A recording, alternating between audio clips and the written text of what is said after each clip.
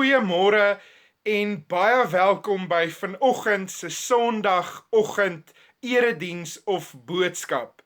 Ek wens ek kan vir julle op 'n manier wys of beskryf hoe groot voorreg dit vir my is om vir julle 'n boodskap te kan bring. Hoe groot voorreg en lekker dit is om die woord van die Here vir julle te kan oopbreek, natuurlik deur die werking van die Heilige Gees, en om saam met julle te kan aanbid, saam met julle te kan luister, saam met julle te kan hoor, saam met julle te kan groei. Dis regtig vir my lekker en 'n voorreg, en my gebed is dat vanoggend se boodskap vir jou niks anders as 'n ontmoeting met die lewende Here sal wees nie. Mag jy hom ervaar en mag jy voel hoe hy jou vashou.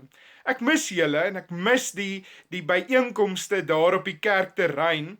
En ek wil sommer so op 'n ligter noot sê, as ek jou nie groet in 'n winkel nie, dan is dit nie omdat ek intussen vir jou kwaad is of omdat ek 'n persoonlikheidsverandering ondergaan het en meer ongeskik en moeilik is nie. Ek herken nie mense met hulle maskers nie en dis nogal frustrerend. Ek het al 'n paar vreemde gevalle gehad waar ek baie vriendelik groet en dan sien ek net die frons op die voorkop en dan hoor ek die ma vra vir die dogter, wie is dit? En dan duik ek so vinnig agter 'n rak in, want dan weet ek, hulle ken my glad nie. Maar ek hoop dit gaan met julle goed en ek hoop jy kan uit vanoggend se waarheid, uit vanoggend se woord, regtig drink en eet aan dit wat vir jou sielskos is. Mag vanoggend vir jou 'n lekker ontmoeting wees met die Here. Dis vir my lekker om julle te kan bedien. Kom ons sit of staan net so en dan bid ons saam. Here, dankie vir die wonderlike voorreg om vanoggend u woord te mag hoor, dit te kan lees uit die Bybel. Dankie vir die Heilige Gees wat vanoggend dit in ons lewens oopbreek en die voorreg om gelowiges te kan wees. Dankie Here dat ons aan u behoort. Here, dankie dat u ons vesting, ons rots, ons anker, ons hoop, ons liefde, ons krag is, Here. En dankie net dat ons in u wese kan rus en onsself net voor u kan oopmaak vanoggend. Ons is honger, Here, vir die lewensbrood. Kom en voed ons daarmee. Ons bid dit in Jesus se naam. Amen. My aanvanklike gedagte was om 'n uitnodiging of 'n uitdaging aan julle te rig om vanoggend saam met my op te staan en 'n broodjie te bak wat dan sou reg wees net so voor die boodskap begin, sodat ons terwyl ons na vanoggend se boodskap luister, almal ons vars gebakte broodjies lekker so saam kon eet. Maar toe het ek daarteen besluit. Ek hoop ook jy kon dalk iewers in die afgelope dae by Johannes hoofstuk 6 uitkom, wat die teksgedeelte is van vanoggend se boodskap. As jy nie kon nie, wil ek jou steeds uitnooi om dit na afloop van die boodskap lekker te gaan deurlees. Ek het die afgelope weke in mense se gesigte gesien en beleef hoe 'n dood eenvoudige stukkie fisiese brood vir mense hoop bring. En as jy dit so sien en beleef, dan besef jy net weer 'n klomp dinge. Jy besef dat sonder hoop is die mens se wil om te oorleef eintlik maar heeltemal weggeneem.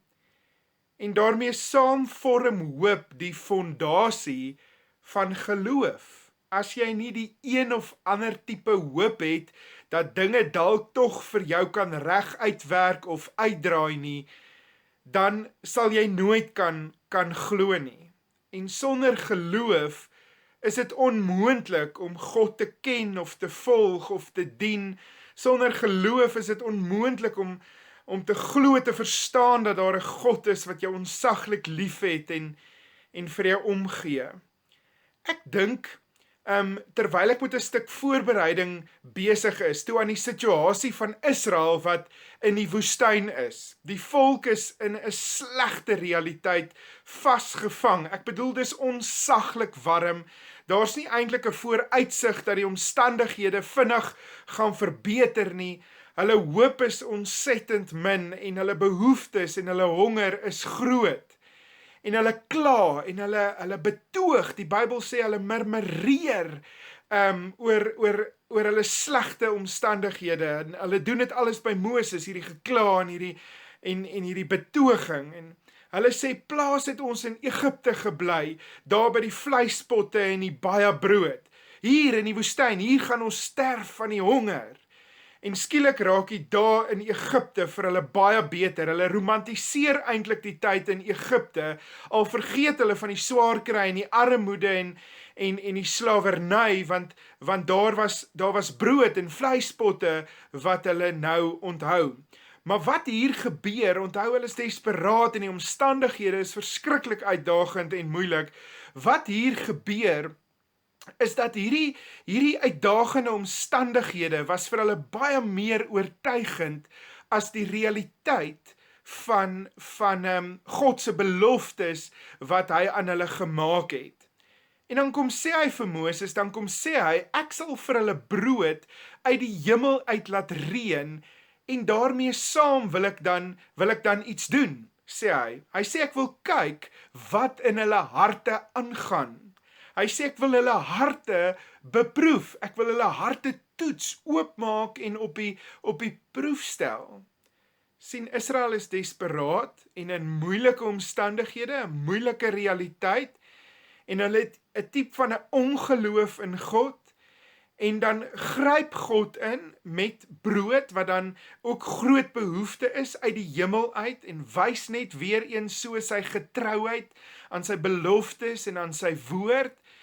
En dan ongeag 'n klomp wonderwerke, 'n oop see, pla wat hulle oorleef het, sukkel die mense, sukkel Israel om God te vertrou. En is so interessant, want in hierdie gekla en gemurmureer en gebetoog, bid Israel eintlik op 'n manier onwetend 'n gebed wat sê, Here, gee ons vandag ons daaglikse brood. En dan gee God vir hulle brood op 'n wonderbaarlike wyse. Maar God, vriende, sien hier 'n ding gebeur. Hy sien dat hy wat God is, nie die fokus van sy volk is nie. Hy is nie in die sentrum van hulle harte nie. Dit gaan nie vir hulle oor hom nie. Die fokus is vleis en brood. Daarom wou hy hulle harte op die proef stel, hulle harte toets, want gee hy net vir hulle kos, gaan hulle in elk geval 'n uur of 2 later van hom vergeet. Daarom wil hy hulle harte omdop om dit te toets, op die proef stel. Hy wil sien wat werklik in sy volk se harte aangaan. Daar's 'n vraag op hierdie stadium in God se hart na die Israeliete toe. Hy wil vra, vertrou julle my as die voorsiener, as die gewer van julle daaglikse brood? Julle vra dit, maar vertrou julle my daarvoor? En natuurlik, vandag nog is hy die voorsiener, hy is die gewer van daaglikse brood. Hy doen dit dalk nie meer uit die hemel uit nie, maar hy doen dit deur my en deur jou. Hy laat reën manna deur my en jou op ander mense. Hy laat reën dit op my en jou, meer as genoeg om dit ook te laat reën op ander mense. God sê, as jy bid, gee ons daaglikse brood. Bid jy dit net omdat dit 'n gewoonte gebed is, iets wat vir jou geleer is, of vertrou jy my ook daarvoor? Hy vra, met ander woorde, is jou fokus op die dinge van God, dat jy die God van die dinge vergeet? Want dis wat met Israel gebeur het. Vriende, God se karakter is om vir my en vir jou te sorg. Hoe op aarde sou hierdie almagtige God die mensdom in wie hy so groot behaag het skep en alles doen om elke keer hulle terug te kry na hom toe en sy seun as klimaks van sy liefde dan te stuur en hulle dan net te los, hulle dan net op te hou versorg. Die vraag is of hy ook ons harte kan beproef, op die toets stel, ten opsigte van ons vertroue en ons fokus in hom. Weet julle, deur die manna, God stuur hierdie manna uit die hemel uit, wou God nie net oor vertroue met hulle praat nie, maar hy wou ook sy grootheid aan hulle kom wys. Eers was dit die pla in Egipte, en toe die see wat oopgaan, en nou die manna. Manna uit die hemel.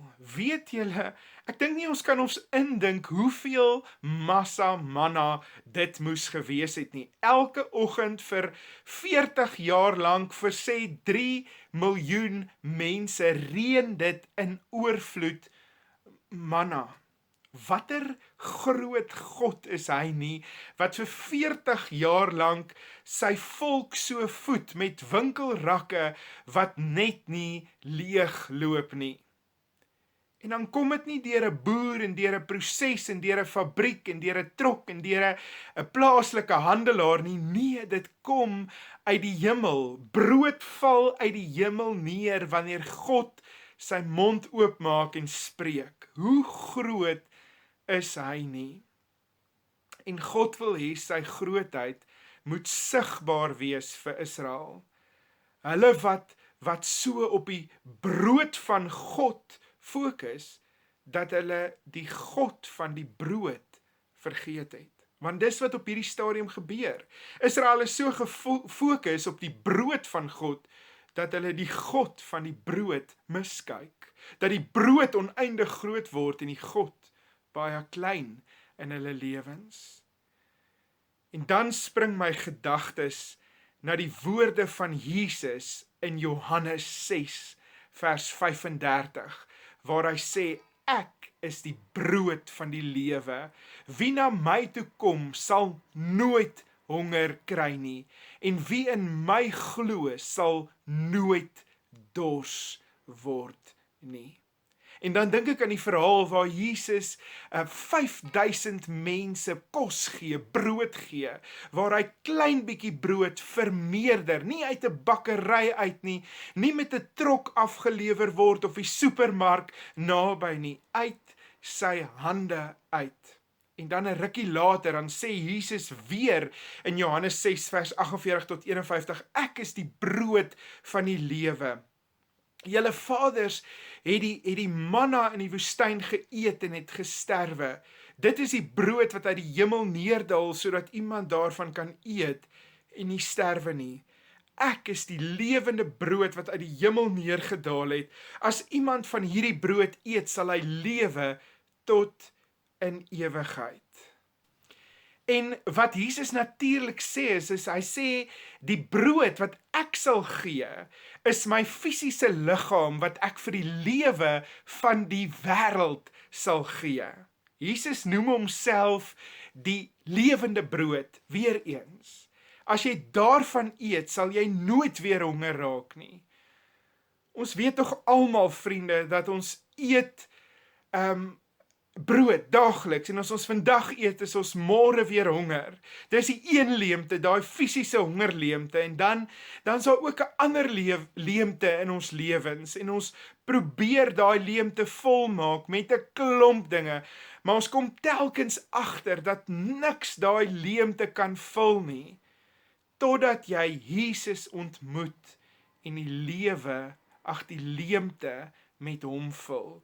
Dan eers is jy versadig en word jy nie weer honger nie. Dan eers is daai leemte gestil. Ek wil amper sê, as ons dit verstaan, begin ons eers te leef. As jy begin om daai leemte te vul en daai lewe gevul is met Jesus, dan eers raak ons tevrede en dankbaar. Almal hol half rond met 'n gat in hulle, 'n leemte in hulle, en eers as jy daai gat volmaak met Jesus Christus, kom 'n mens tot rus. Eers wanneer jy van daardie brood eet, raak jy vol met 'n volword wat net nie weer honger raak nie.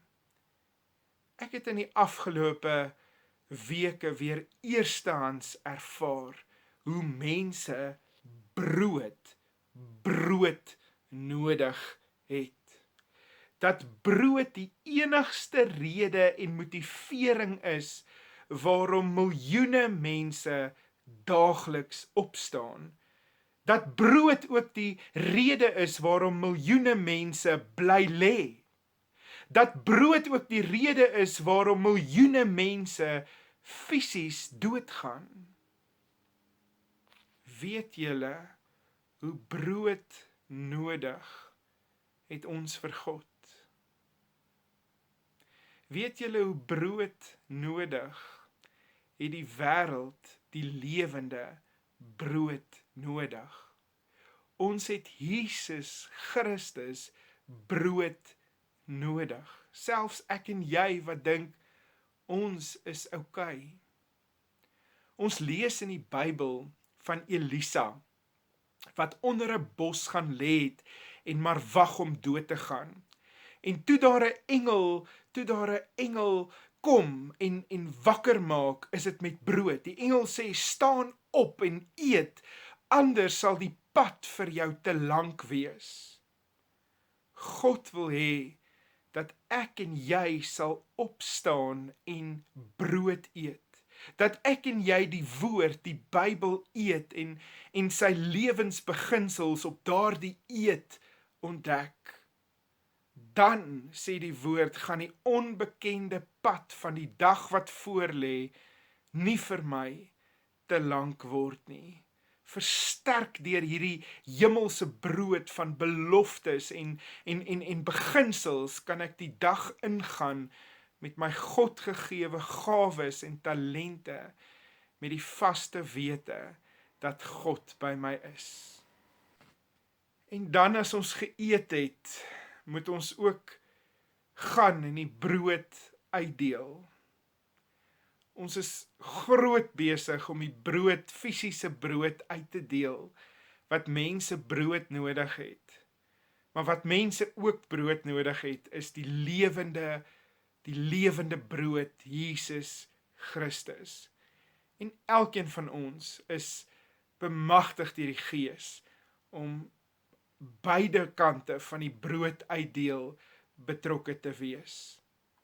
Kom ons onthou, kom ons herinner onsself om veral in hierdie tyd nie so op die brood van die God gefokus te wees, dat ons die God van die brood vergeet nie.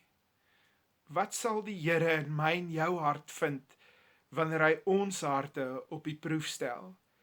Is ons gefokus op die brood en die vleis, of gefokus op hom? 'n belangrike vraag om te vra. Amen. Kom ons bid saam.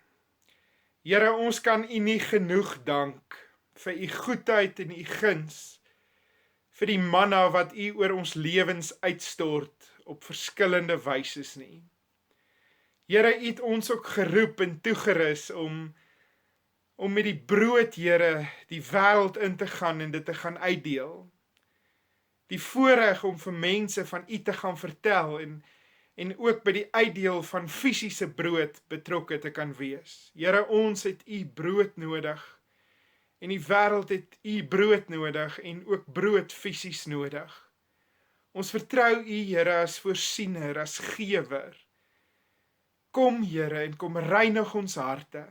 Kom dop ons harte om, Here. Kom verander ons fokus en ons perspektief.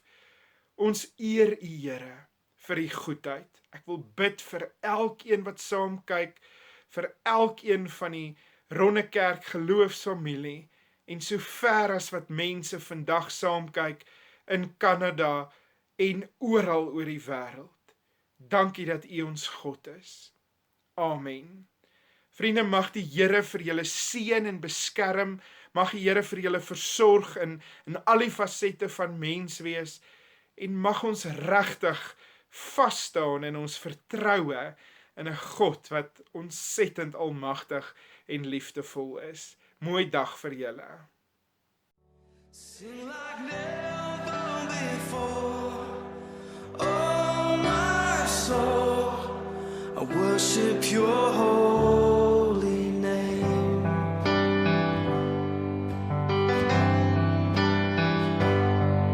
The sun comes up